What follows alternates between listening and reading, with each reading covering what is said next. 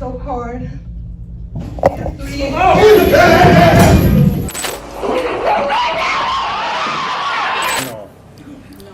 Would you give me 1 minute? Well, I'm going to have to get something on.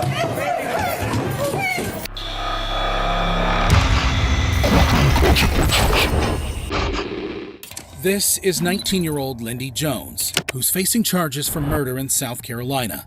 In August 2019, Lindy murdered 18-year-old Willie Antoine Fields. Following investigations, Lindy Jones and his younger brother, Jalen Jones, were arrested. Now in court, the mother of the victim, Angela Fields, has some words for Lindy. Honor, I just want to let you know what they took from me. They took away my only child.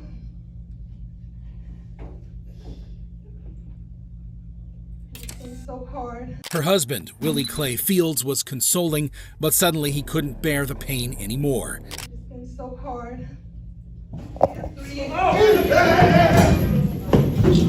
Sir, back off, back off, sir, back off, back off, back off, sir, back off.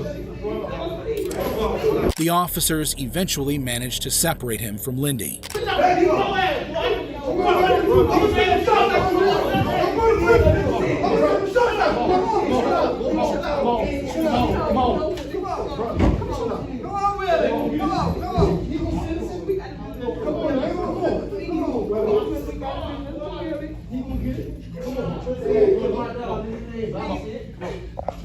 Eventually, Lindy was sentenced to 35 years in prison, and his brother, Jalen, received a 6-year sentence in juvenile prison. But this wasn't the only time families snapped in court.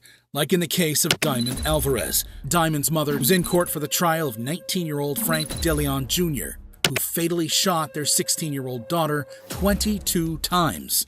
On January 11th, 2023, Diamond was walking her dog when Frank fatally shot her. Police investigations revealed that the two had been in a relationship and were on the verge of a breakup. Frank was promptly arrested. If you thought Frank would show remorse for his crimes, be prepared for his jaw-dropping conduct during the proceedings. In court, Diamond's mother tells the man who had wickedly ended her daughter's life how she felt. As she was giving her statement, Frank smirked at her.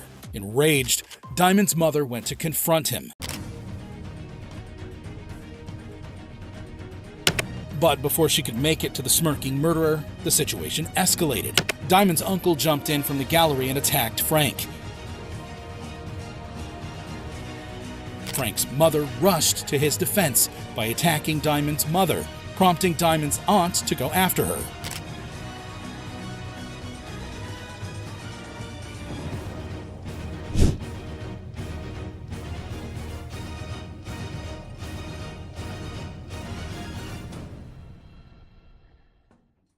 Eventually, the police were able to separate the two families.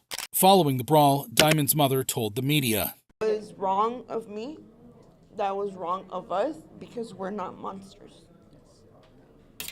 But it's so much hate because I want my daughter back. And what he did it was horrible. Seeing my daughter there and looking at him that he did that and he's laughing in my face. It was very wrong, and I'm so sorry for that." In the end, Frank accepted a plea deal and was sentenced to 45 years in prison. Fortunately, deputies were ready and stepped in before utter chaos ensued. But the same can't be said for the case of 25-year-old Tristan Lamoureux, who's facing charges for first-degree murder in Utah. On August 23, 2009, Tristan shot his wife, 19-year-old Misty Lamoureux, in their house. Tristan was eventually arrested. Now in court, Misty's brother, Jason Wilson, walks up to the podium to deliver a victim impact statement, but not before giving Tristan the death stare. While the magnitude of Tristan's crimes is daunting, his courtroom behavior will leave you in disbelief. While Jason tells the court how the murder has affected him, Tristan appears unconcerned, rocking back and forth in his chair. After a few minutes of addressing the judge, Jason turns his focus to his sister's killer. But Tristan's lack of remorse infuriated him, and he wanted to let him know how he felt.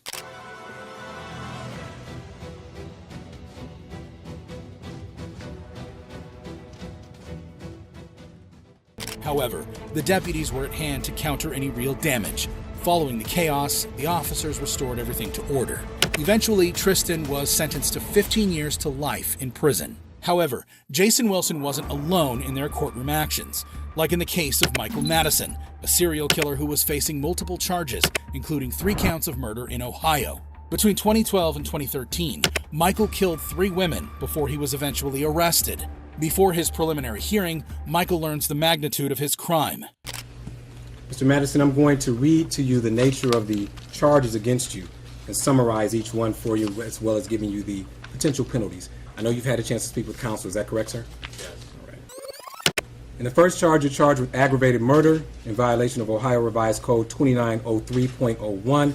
It states that on or about the 22nd day of July, you did purposely cause the death of an unidentified female while committing another felony. The offense was committed 1 week to 9 months prior to the finding of the body. That is a Jane Doe murder. The second murder is the same date, on or about the 22nd day of July. Michael Madison did purposely cause the death of an Angela Deskins while committing another felony. The offense was committed 3 weeks or a few weeks prior to the finding of the body. And then there's a third murder charge.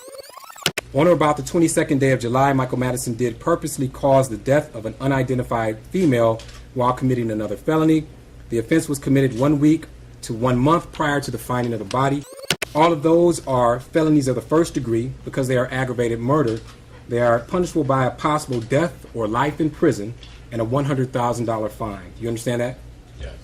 Now in court, Van Terry, the father of one of the victims, addresses the judge. How you doing, Your Honor? My name is Van Terry. Right now, I guess we're supposed to, in our hearts, forgive this clown. Van Terry now turns to speak directly to Michael. Taking my child.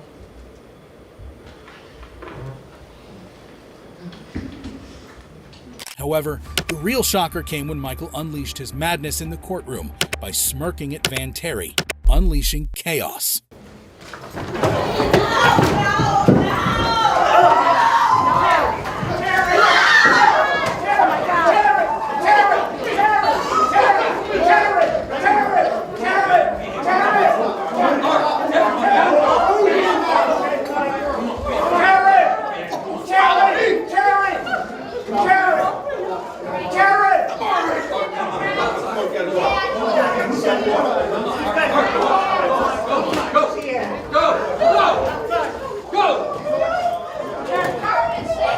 Eventually, the police were able to restore order and the proceeding continued.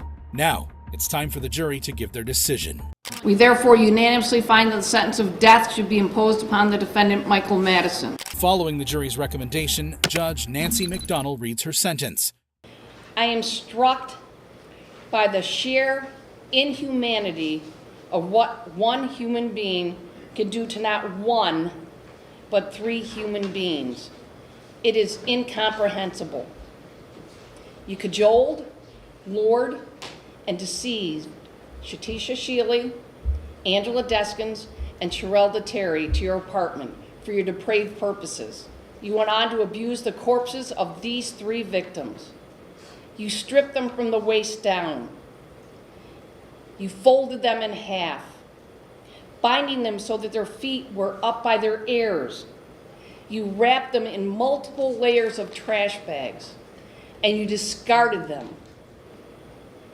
Upon consideration of the relevant evidence, the testimony exhibits admitted in mitigation, it is the judgment of this court that the aggravated circumstances of course of conduct, felony murder, kidnapping, felony murder,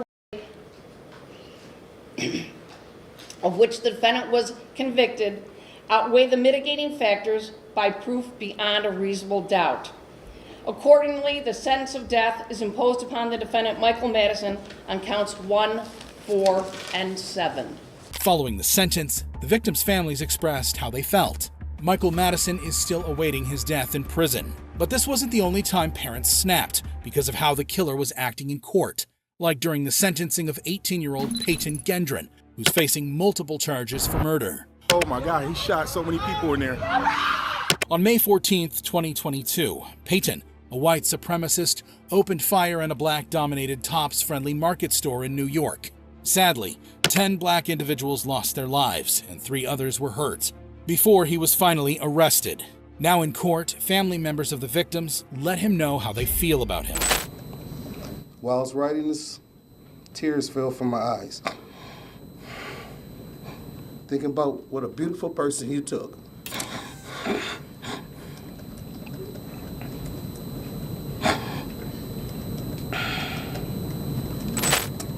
My daughter, Robbie Drury, was a young woman.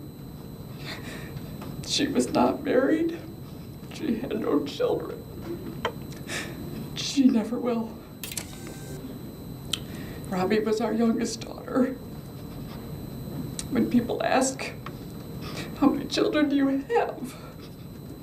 I don't know what to say. You destroyed our lives forever. It's not a day that goes by that I won't remember May 14th and being 2 minutes sooner. I could have been in that store. And all I think about is, could I have saved my aunt? Could I have helped her get away from the bullets? Or could my mom be suffering more and lose her daughter, her granddaughter, and her sister? One of the most touching statements was from Barbara Massey. My name is Barbara Massey. I'm Catherine Massey's sister. You killed my sister. Cat was an aunt. She was a great aunt. She was a cousin. She was a friend. Cat said she was a committee of one. There's nothing Cat wouldn't do for people. I want personally to choke you and leave my fingerprints on your neck because it was unnecessary. You leave 200 miles to come to Buffalo. You don't even know any black people. I want to choke. You better think those places. You better say, cops, thank y'all for protecting me because I will hurt you so bad. You have made me sick. You got my family crying. I miss my sister every day.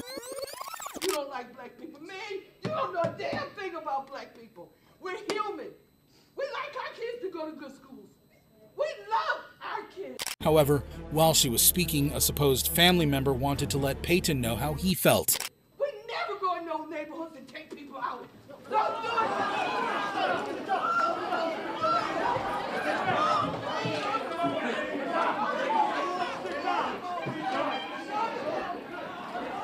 Luckily, the police were able to calm the situation.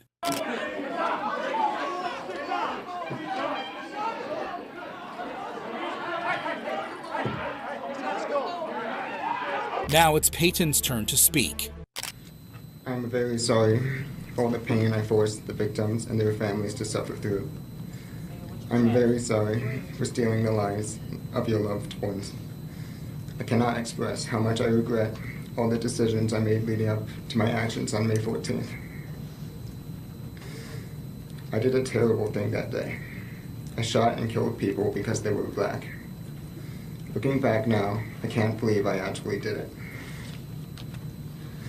I believed what I read online and acted out of hate.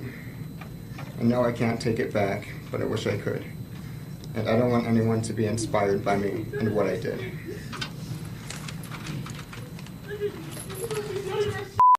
You don't need none of that shit! Out of here! You don't need that shit! Eventually, the judge reads her sentence. The damage you have caused is too great, and the people you have hurt are too valuable to this community. You will never see the light of day as a free man ever again. It is the judgment of this court for your conviction under the first count of the indictment, a domestic act of terrorism motivated by hate in the first degree, an A1 felony, that you be sentenced to life imprisonment without parole. Peyton was sentenced to life imprisonment without the possibility of parole. But this wouldn't be the last time a parent lunged at the perpetrator in court. Take, for example, the case of Larry Nassar, who is facing multiple charges for sexual abuse. Larry was a sports doctor at Michigan State University and with USA Gymnastics when police received reports for his crimes.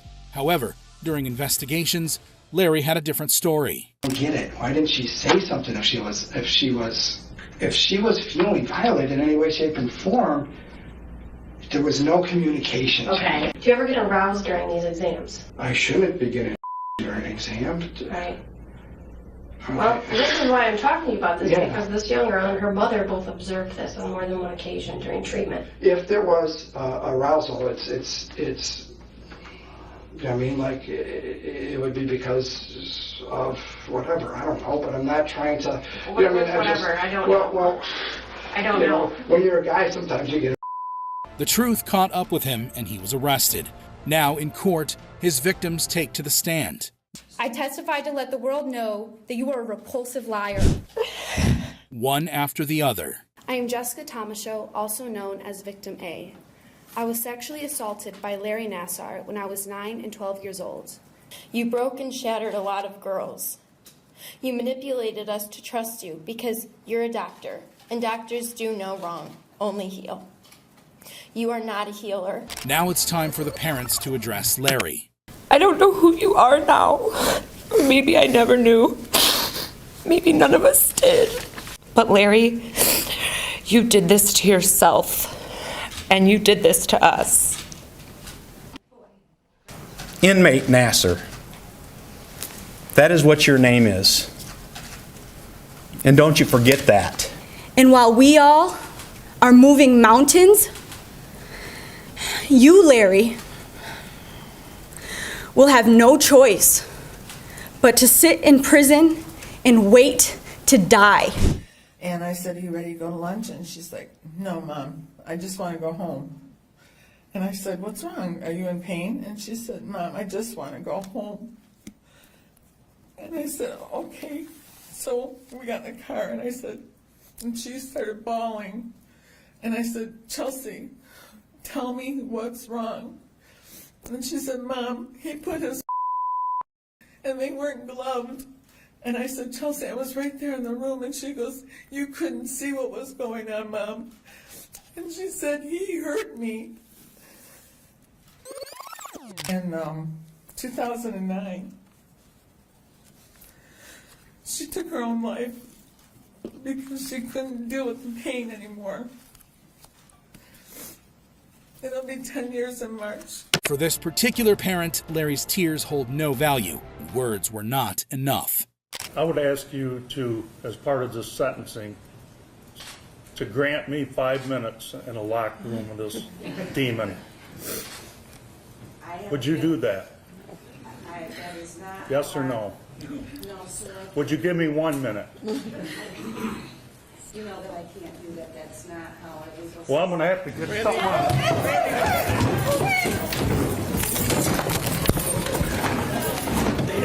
Stay down. Stay down. I understand. Let me have that son of a bitch. I understand, but stay down. I want that. Stop fighting. Behind your back. Put your hands behind your back. I want that son of a bitch. Put your hands behind your back. I don't. Give me 1 minute with that fast food. Yeah, go ahead. You're good. You're good.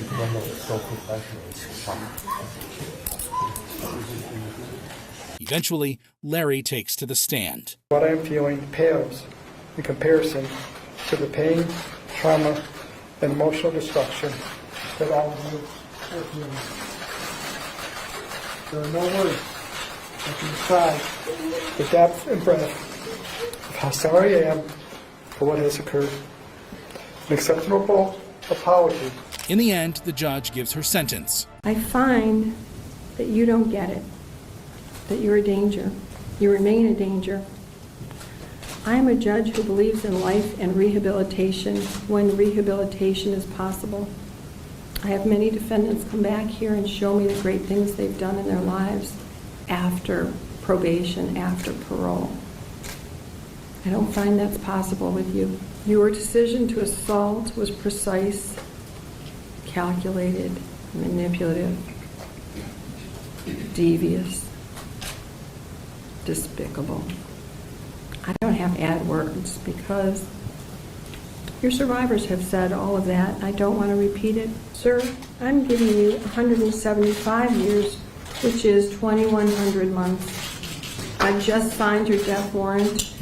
I I need everyone to be quiet. I still have contempt powers. I told you I'm not nice. Thank you. That's all for the record. Larry will spend the rest of his life in prison. However, while this reaction could certainly be dismissed as an effect of uncontrollable anger, the same can't be said for the case of 23-year-old Quinn Bowes, who's facing charges for murder. Quinn is in court for the murder of his 11-month-old son. Courtrooms are supposed to be places of justice. But sometimes, emotions take over. In 2019, 19-year-old Lindy Jones stood in court for murder. As the victim's mother spoke about losing her only child, the pain in the room was unbearable. But when the victim's father saw the killer, he snapped, rushing forward before officers pulled him back. And this wasn't the only time grief turned into rage. In another case, 16-year-old Diamond Alvarez was shot 22 times by someone she once trusted. During the trial, the killer smirked at her mother. That single expression was enough. Chaos erupted. Family members jumped in, fists flew, and police struggled to regain control. Sometimes, it's not just anger, it's disbelief. In Utah, a man sat casually in court after killing his own wife. While the victim's brother spoke, the killer rocked back and forth, showing no remorse. Moments later, the brother couldn't hold back and lunged at him. Then there are cases that shock the entire world. Serial killer Michael Madison showed no emotion as families spoke. But when he smirked, one victim's father exploded in anger, forcing officers to intervene. Madison was later sentenced to death. In another heartbreaking case, a racist mass shooter took 10 innocent lives. As families shared their grief, one woman admitted she wanted revenge. Because sometimes, words just aren't enough for that kind of pain. And then came one of the most disturbing cases, Larry Nassar. Dozens of victims stood in court, telling their stories. One father, overwhelmed with anger, asked the judge for just 1 minute alone with him. The answer was no, but his pain said everything. These moments remind us of something powerful. Behind every case is real loss, real families, and real emotions. And sometimes, justice isn't enough to heal the pain.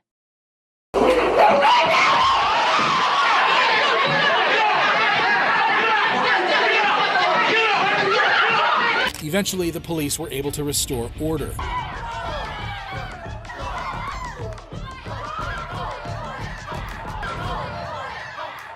James escaped the attack without injuries, and Kevin was sentenced to 5 days in jail. Just when you thought you've seen it all, another convict surpasses Kevin Hall's wild courtroom display. Enter Dwayne Smith, who's in court for the sentencing of Clifford Thomas. Clifford and his girlfriend were arrested for killing 3-year-old Jamela, the daughter of Dwayne Smith. In court, Dwayne approaches the stand to deliver his victim impact statement, but decided to make another kind of impact.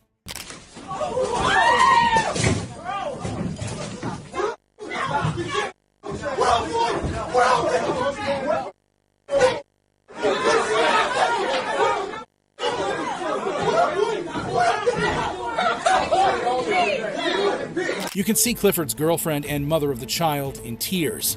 Eventually, the police separate the two men and the session is rescheduled. Clifford and his girlfriend were later sentenced to up to 15 years in prison. Dwayne Smith is a prime example of a victim acting crazy in court. However, could Dale Williams' case be considered even a little crazier? This is Dale Williams, who is facing charges for murder. In June 2017, Dale ran his ex-girlfriend, Elizabeth Pledger Stewart, off the road, causing her to crash. Dale then fatally shot her multiple times as onlookers watched.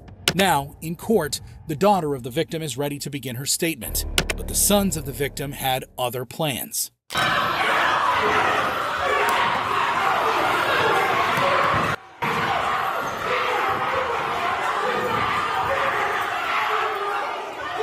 The police had to use their tasers to bring order to the court.